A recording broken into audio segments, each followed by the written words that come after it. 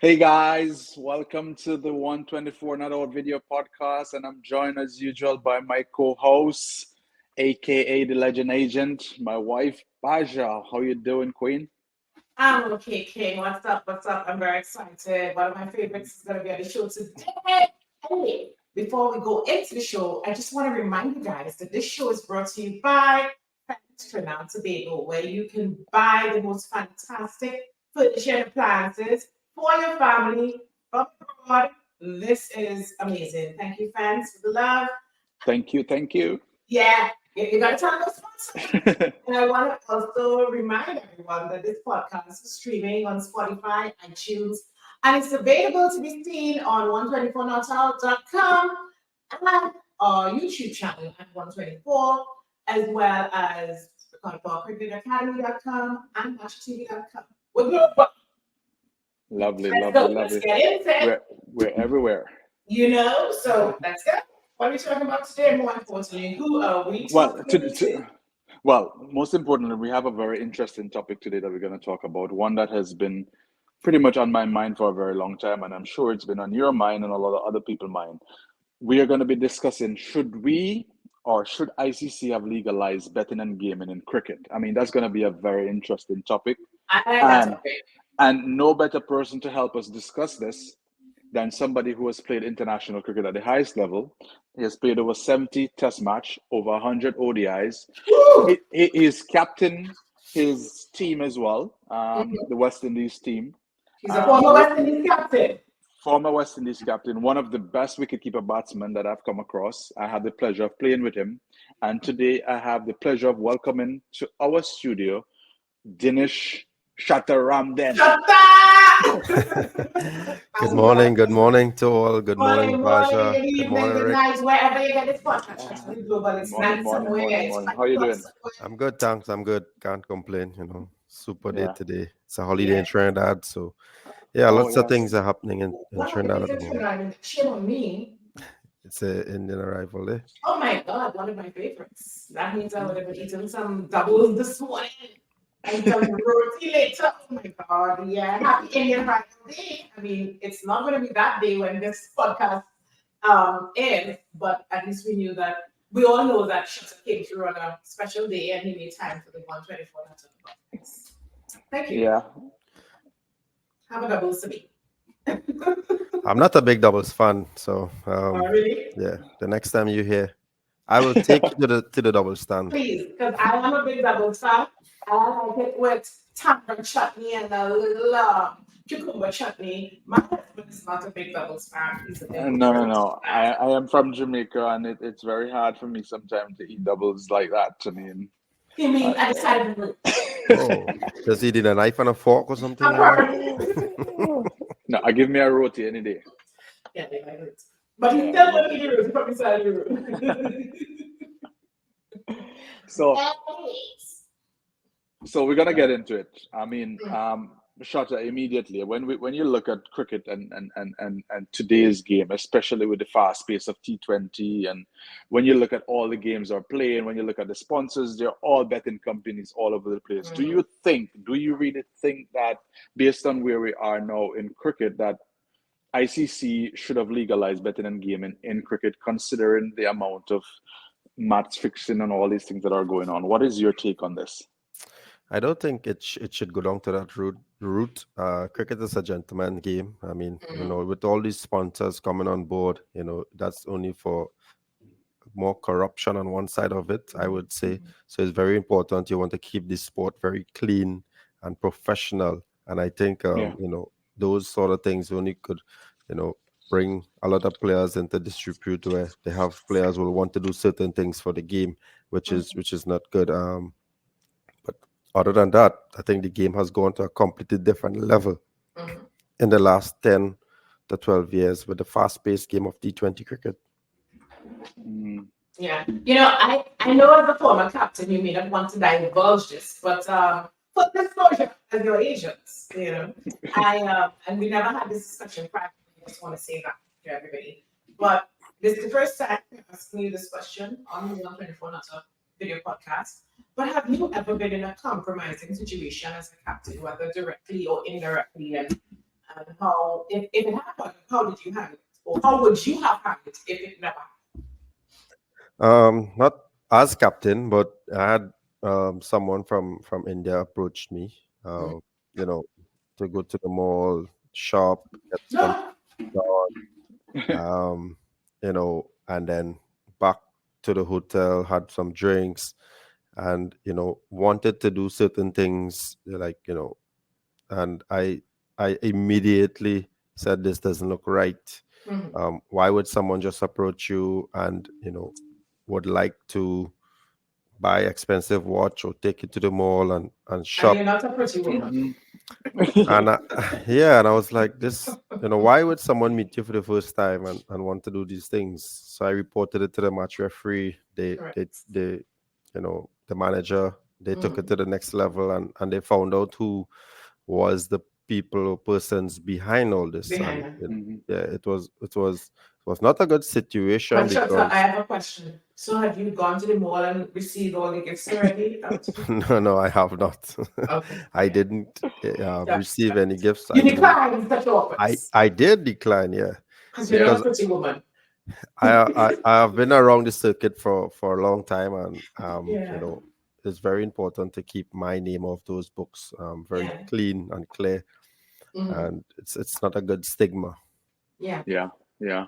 But I mean, when you look at international cricket in general, I mean, definitely as a former captain of West Indies team and somebody who, as we would say, have the glove behind the wicket, you're the one seeing everything that is happening on the field, and of course, you would be probably one of the first people that they would look to approach because it's like you Hmm. controlling the game outside of being the captain. You're the person controlling the game when you think about who's supposed to go where, who's supposed to bowl, who's supposed to do this, and it's very important that you have your head on like that. But do you think in terms of like other countries where players are not being paid as well as say Australia, England, or India, players are more susceptible Hmm. to these kind of approach and even taking these bribes?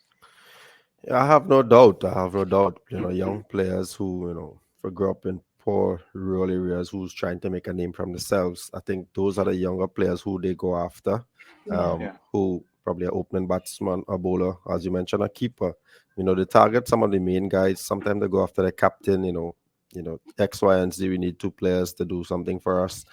You know, and these guys, they come with cash, 50, 60,000, and Wow. these younger players who never seen this amount of cash before, they will Yeah. gravitate towards it and think, yeah, this is a one-off, maybe. But from the time you start doing something like that, it's an ongoing thing. They will always have something on you. Yeah. Yeah. Yeah. Yeah. Yeah.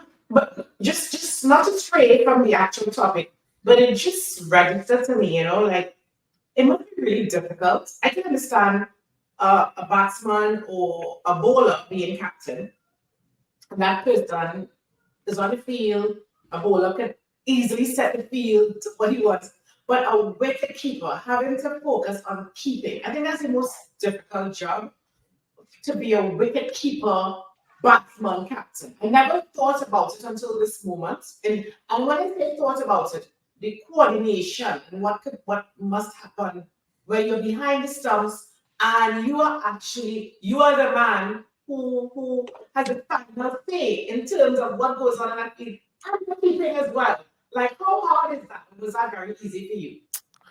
It is a very difficult and challenging job, especially when you're a captain and you have to look at all different aspects and perspective of the game under pressure, especially when you play in Asia where there is probably thousands of people in the stands, and you have the likes of Virat on the go, Yuvraj, or even Sachin, and all these players Yeah. who have dominated and as world class players. It's really challenging, especially the wickets are so good now. Good balls are getting hit for six and fours.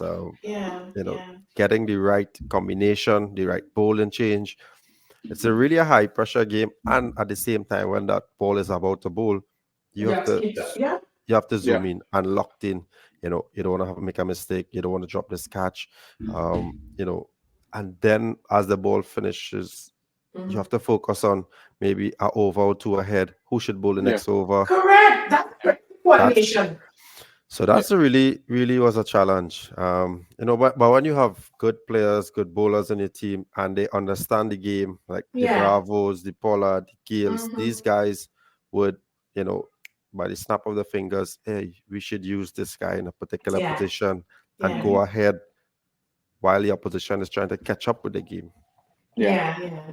But in most cases, I mean, you as I said, as a former captain, but somebody who's been behind the stump for a very long time. I mean, your grooming going into captaincy was something that you had that experience because beside being the captain of the team, even before you became captain, you're somebody who the captain on the field would come to on a regular basis Correct. because you're the man seeing everything behind that stump, and that gives you a broad vision of or a view of the field in terms of what's happening. So even though I might be the captain on the field, I still have to come to you almost every over to say, hey, Shato, what is happening behind this stuff? What is the ball doing?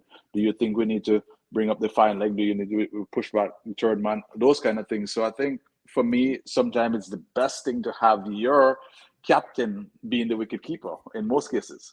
Yeah. Yeah, Yeah. it's a panoramic view when Mm-hmm. you behind the stumps, or I would say a 360 view, Mm-hmm. and it's one of the best views in the house, especially I've seen so many world class players, Mm-hmm. opposition score centuries, and Yeah. Yeah. growing up as a young player, seeing these guys on TV. Now you're live, seeing them, in front of you Yeah. performing, applying their trade. It's good and it's bad, when you have to see them bat so long and you're behind the stumps. But yeah, it just Yeah. was fantastic playing against some of these guys. But when a captain comes to you, who should bowl, what's the bounce on the wicket like? Who should be bowling on which end is keeping a bit lower or spinning and stuff like that. You have Yeah. the opportunity to make certain changes and change the momentum of a game and stuff like. Sometimes the captain minds are so much confusing who should bowl, which player in which position, and you could go to the captain, have some sort of calmness to the game, and slow the game down, or help him in that perspective. Yeah, Yeah. and Baja, while we're on this topic in terms of should we have legalized betting and gaming in cricket, before we go into our next segment, which is international versus franchise, I just want to make sure that the public and players who are watching this podcast know that if ever you are approached in any way Yeah. for match fixing or spot fixing, please reach out to the ICC because it's very important Correct. because players might It's not worth it. just yeah, players might just not only that, but players sometimes just take for granted that somebody might say something to them or they might get a message or something, and they'll be Mhm. like, you know what, I'm not taking that on. I don't need to. Correct. You have Point to Yeah. make taken. sure that you Yeah. have to report it. Whether it be a number, you might not have a name or whatever the case might be. Just report it. At least you cover yourself and know that hey, somebody reached out to me and I did report it because these things can definitely Because affect you I in the think long the run. point you're making is that if you don't report it, you're just as guilty. Correct? Yeah. Exactly, which Yeah. is Yeah. in most cases unfair because at the end of the day, these Yeah. things are happening, and you do sometimes report people, and Yeah. nothing happens, and then you the player become a victim where you're left out of squad, you're left out of teams and stuff like that. So Yeah. again, it's a 50-50 thing, but you want to make sure that You do nothing the right is used thing. against you. Yeah. Yeah. Yeah. All right, let's move into our next segment. This segment is called International versus Franchise. And I can't wait to hear what Shota has to say about this. So, Shota, Hmm. do you have a preference between international or franchise cricket? And if you do, please say why. In other words, if you had to do it all over again, would you go down the road of international? Would you captain of the West Indies? Or would you go down the road of cha-ching, cha-ching, where you could make a bag of money and you'd also be richer? Okay, still, which one? I I would choose international cricket. Test cricket is the ultimate, and Really? if you are good enough and exceptional, all those things will take care of itself in terms of sponsorship deals, um, bat deals, telephone companies, car companies, all those things will be Yes. coming towards you, and Once you're excellent at you it. will be earning a lot of money. Yeah. At the same time, there will be gaps in the year where you will be able to play some sort of franchise cricket, and all those things will take care of itself. But Mhm. international cricket is number one. Playing against the best players in the world. That's number one for me, and I'm sure that should be for any young player coming through the ranks. T20 franchise cricket is taking over, yes, but at the same time, playing Test cricket, the ultimate, a T50 over World Cup, a T20 World Cup, those things, doesn't come or to achieve certain things like that. Yeah. It's a big mark. A follow-up question. Shut up. You really think that Test cricket is the ultimate? It is on terms of all the strategy, You the love Test mind. cricket. Yeah, it is. It tests everything. Your mental strength, your physical. There's different parts of the game you have to assess after the first day's play, the second, by the time the third day's play, the ball is spinning, it's bouncing, different players, different conditions. There's so many different things. The red ball always doing something. In terms of the white ball, it swings for what, 5, 6 I could overs. never It's cut a so Paul's much. face while you're saying this. I can't. We have Karen Paul coming up on this show soon. I can't wait to hear what he has to say because I'm going to tell him that Denesh Ramdin said that Test cricket is the ultimate. What do you say, Paul? Well, I mean, when you look at Dinesh career in terms of someone who has played over 70 Test match, Wow, that impressive that and that that, that is amazing. a lot of cricket, and Yeah, Shutter played first class cricket for Trinidad for a very long time. He yeah, made his debut at a very young age, so Test cricket for him was what made him, yeah, and with that kind of experience back then, Test cricket was it. yeah, Um, when I played, you had a lot of Test cricket. Yes, you also had a lot of 50 over cricket as well. But for me, because my cricket was different in terms of my style of playing, I definitely prefer the shorter version of the game. I played two Test match in what, 4 years? mm-hmm. So I can't really speak much on Test cricket. I can speak Yeah. on the But white ball on the white ball But cricket, but and but Shota can speak on both. So this is why I mean over 100 days to come on, like, and he's literally sitting here telling his agent who makes money on him playing the short of the games that he loves Test cricket. Like, Yeah, as I mentioned, my last test match, I finished it at age 31, and I believe wow. that's when I had learned so much about my career, my batting, my keeping in the last 10 years, and I think that was some of the best time for me. Just coming back from Australia, doing well, and Mhm. it yeah. is what it is, and I believe that. In other I, words, you I weren't ready to have those gloves yet. No, I wasn't. Came back in first class cricket, scored over close to 800 runs at average of 70 odd. And then, the selectors were, you still have more time on his hands, blah, blah, blah. Hmm. And, I did what I had to do and control what I can. Mm-hmm. But yeah, I had a lot left in the tank. If I get the opportunity now, I still feel I can play I at that think you can level. have a lot left in the But, tank. But For those people who are listening and they're trying to call me too much, shut up. All right. But uh, but that is something very very important to note, and I'm happy that Shutter brought that up because at age 31, I remember the great Brian Lara told me that most cricketers start maturing at age 28, and when you get to age 31, you're now at the like Peak. that peak of Yeah. your career where you're now ready to take off. And the West Indian public and the West Indian selectors back then, and probably I'm not sure what it is now, but they feel that you're getting old once you pass 30, when this is the time when you are now mature, you understand your game, you know what works and what don't, and this is the time when you start bringing in somebody behind a shutter to start to groom them. But Mm-hmm. he has at least a good 8 years Yeah. to really position a West Indies team to be able to start winning consistently, and that trend continues not only with Shutter but other people who have now been Yeah. matured enough to be able to perform consistently. Yeah. Yeah, no doubt. I have no doubt what you had said there, Rick. But at the same time, Mm-hmm. these people have their views who probably have never played quarter of the amount of test matches I have played. These people as in West Indies selectors. Yeah, and Yeah. I think they know it all. Who should play, who shouldn't play, and Yeah. they change It's people at interesting a though. very quick cycle, and you Yeah. wouldn't get the results you want to, You have to give people the opportunity to express themselves. And at that age that you mentioned, when you look at Adam Voges, he started about 32 or 34, Mike Yeah. Hussey around 30. Yeah. At our first class cricket, you don't play the amount of games that the other countries played. So when you play 7 games a year and other countries play 10 and 12, in 3 years' time, you play close to 50, 40 odd games. West Mm. Indies you play 20. So when you look at the gap there and the experience, it's a big gap. So with 5 years of first class experience outside of the Caribbean with other teams, you know, it's good where you can have a good base in the Yeah. Caribbean.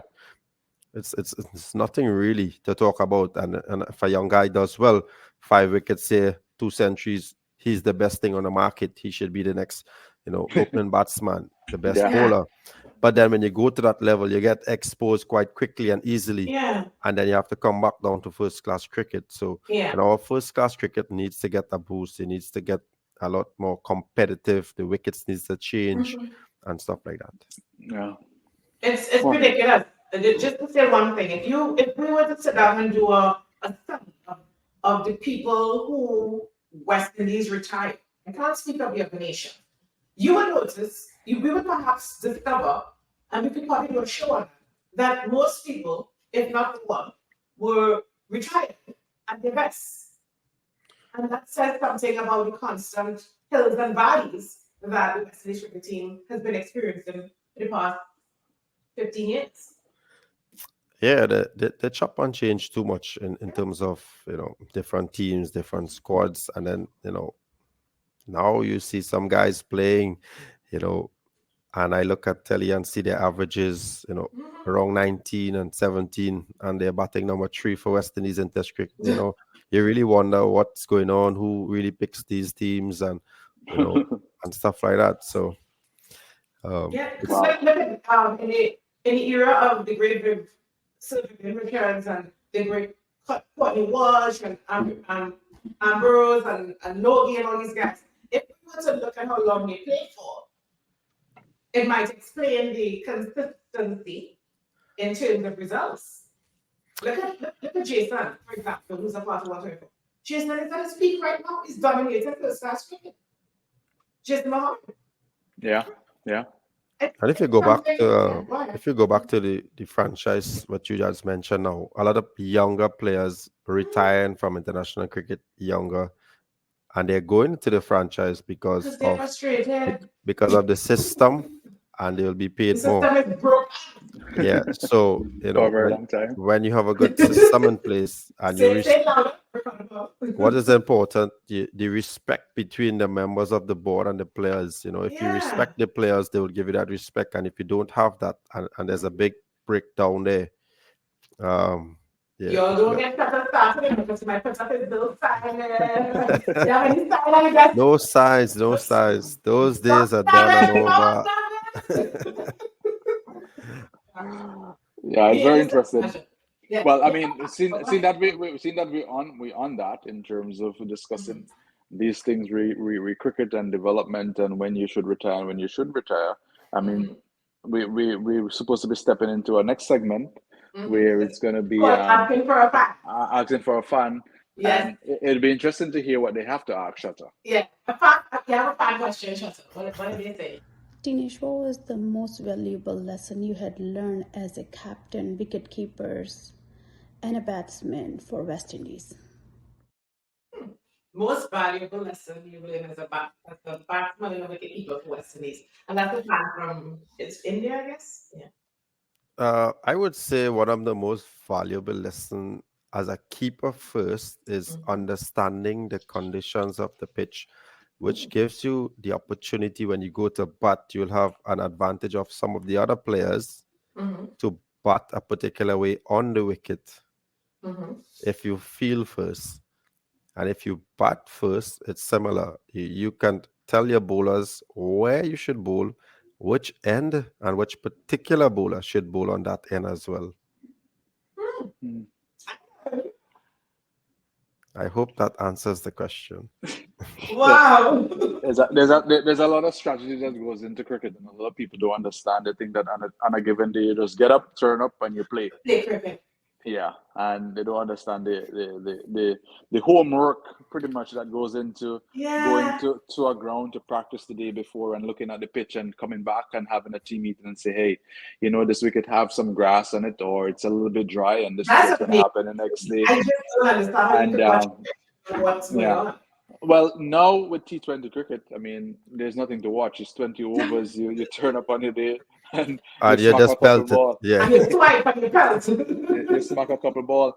But just on one thing that Shatta mentioned earlier regarding Test cricket, in terms of that experience, though, um, and just understanding what you have learned playing those 70 something Test match, I think with the format now in terms of the whole international versus franchise thing, where players are going into franchise cricket but they're not experienced, and what you find in franchise cricket is that you have a lot of exceptional international players who are playing franchise cricket. And as a young player, if you go into franchise, especially playing the IPL, the Big Bash, and stuff like that, and you don't have that experience, after the first year, you're doomed because they work you out in a minute, and you cannot Yeah, withstand players who have played cricket for 15 years and they are at the top of their game. So what Shatta says is that playing at international cricket is also important, just like Hamilton and Finch and all these other guys who have said that you need a strong base before you can yeah, dominate any kind of franchise cricket. yeah. Which is what guys like Bravo and Tully and they got Yeah, going inside there and others, obviously. yeah, yeah, Yeah, that's no doubt. In the great Sangakkara, Jack Callis, those guys who had that foundation of Test cricket behind them, so many Test matches, the Sachin, the Sehwag, and they came after and still dominated the white ball format, the T20, which is the fastest format at IPL, at franchises all over the world. And having that base is very important when you understand your game to a certain level, and then you go into the T20, you don't Mhm. do well for a couple of games. It breaks you mentally. And if you don't Yeah, have that, sort of number of test matches or first class games behind you to understand your game, how should I get out of this position? What should I do next? My mental, it's what route, what's a more mm, positive route I should take to yeah, yeah, get out of this. And a lot of players don't go there. You see, they get dropped from the team, and then like, where's this player going? He started the IPL, he started the yeah. CPL, the Big Bash, and they're nowhere to be They found. know. yeah. And Yeah, being mentally strong and understanding cricket off the field as well is very important. yeah. There's a lot of ups and downs. And that's why you are very successful as the Knicks captain. And that's why I'm proud to be a legend agent. I'm just saying, 124 to the world. tell you what to call me. All right, let's talk about that's what's up, and let's see what's up. And Shelton's like, that's what's up. And I want to start with my first topic. We can talk. This is freestyle now. This is like Hmm. Valley Daddy. All right. So my first topic is the upcoming Shutter Golf Tournament, which you've been an integral part of 124. You're having your second annual golf tournament in Trinidad and Tobago. Congratulations. It's amazing. So tell us some more about what's happening, when it's happening, what it's about. I mean, a lot of people don't know. And you heard it here first. The person is not only a professional cricketer with an amazing resume, but he's also a semi-pro golfer. And that is, again, I mean, you're a very talented man to be able to use your hands to do all those things. Come on. Yeah, it's one of the hardest ball that doesn't move to hit. To get it where you want it to go, it doesn't go. And sometimes you try speaking to the ball, don't go here, drop, go here, and it doesn't. But Yeah, yeah, this is the second annual golf tournament we're having at the Point of Pierre Golf Club, the 7th of July. Last year, 7th of July. yeah, Yeah. uh, Yeah. last year was you know exceptional. Amazing. It was fun, the prizes, the players. Rick enjoyed the food. Um, Yes, yes. Yes, he did. That I did because so But that he's not that such a good golfer. I had a miserable time on the course. Luckily, I had a young pro with me who made me look good at the end of the day. so everyone is asking. We had it carded for last month. With the weather conditions, we couldn't. Yeah, you're So experiencing now a drought in Trinidad. a drought, yes. So Mhm. hopefully in the next month or so we get some rain and the course comes together proper so that you go out there, you enjoy golf, enjoy the course, which is very important. And at the end of the day, if you win prizes, you collect. If you don't, you enjoy the So let's food. talk about some of the prizes you have. And you have watches and Oakley glasses and trips to somewhere. You have a lot of Yeah, big prizes. there's some really fantastic TVs. prizes. Mhm. Resorts in Mayaro, you can go and spend the weekend with your family.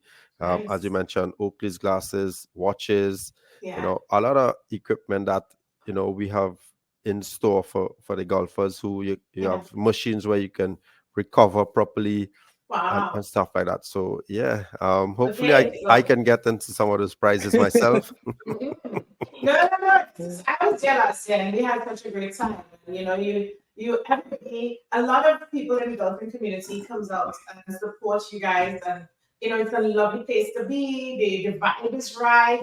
We saw guys like Richard Lara, a good friend of ours, and some the guy who won. I'm trying to remember his name. Ben Um, Martin, he's the Ben pro. Martin. Yeah. And he the pro actually.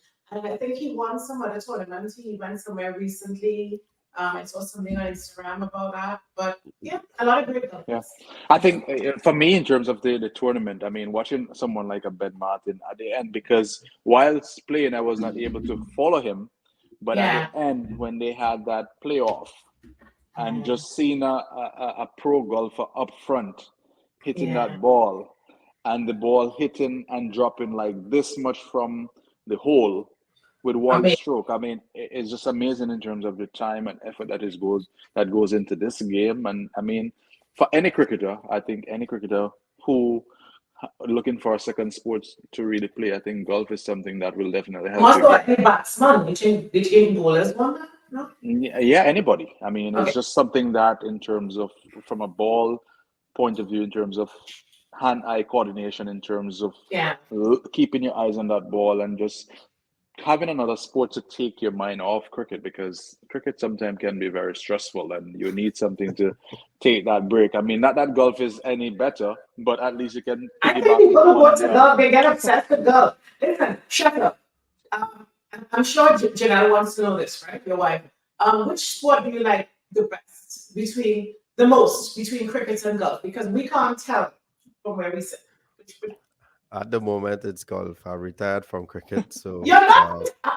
You're not. international. You see, that's why we have this conversation. I retired from international cricket. I still play Legends, sort of Yes, he franchise does. cricket. Call me.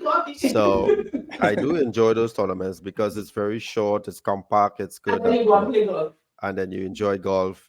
You come back home to your family. So Yeah. it's But really you love good. your golf. You love your golf. Yeah. Golf is important, Give your right name. Shutter. Shutter was your nickname, and now it's your golf brand. And hopefully in years to come we expand the brand and the tournament to the states where you have maybe 1 year in India or something like that. It's gonna be good to get it out there. Yeah. Well, we're working on that, and on that note, anything else we want to talk about? Just to encourage people to register, and we have a few spaces left. Encourage golfers, wannabe golfers, and professional golfers to register for the upcoming Shutter Golf tournaments in Point Clear, Trinidad. Yeah, it's going to be exciting again. When I put out the first ad, there were about 15 to 20 teams, in a couple of days' time, and we will only take close to 40 teams, excluding the pros. So those spaces are going to be full up fast, especially when, the amateur golfers, they find out the prizes for second, third, they gravitate, they start registering really quickly. Yes, and it's going to be nice. I just can't wait. Well, sounds good. There, it sounds like it's going to be a movie, just like last year. And of course, we'll have coverage on Shutter Golf. It's on shuttergolf.com and Shutter88 Instagram. Don't forget to follow Shutter on Instagram at Shutter88 and 124 Natal and 124 Natals, Ricardo and Powell, and subscribe to our YouTube channel so that you can see all the top cricketers. So, here we like to say, we do. Okay, he forgot again. We do big topics. I'm going to find Ricardo Powell as my co-host. Because he's never Fire and higher. Just find me and hire me. All right, yeah. Yeah, guys. This was so nice. We have to do it twice. I know we're gonna have shots about many, many times. And I just want to say thanks to everybody for listening. Thanks for following. Thanks for the views. We're doing so well. This show is a show with Ali and Cam and Stephen Taylor, Finch, Hamilton, and Monty has done so well on social media. Thank you so much for your support. We love you guys. Thank you for watching. Thank you for listening. It's your girl Baja. We're out. That's a wrap. Cheers. See ya. Tournament. See you. Shot 80 to the world. Shut 80 to the world. I'm trying to find those credits. Oh my God. Bye.